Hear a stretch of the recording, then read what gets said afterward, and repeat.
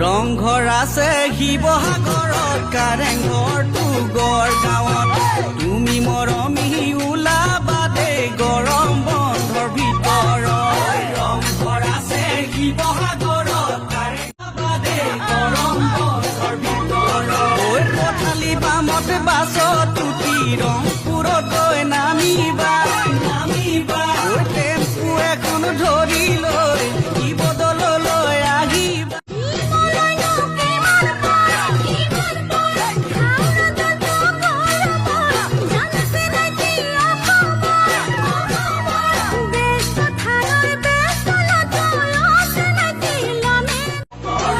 পথালি বামত বাছত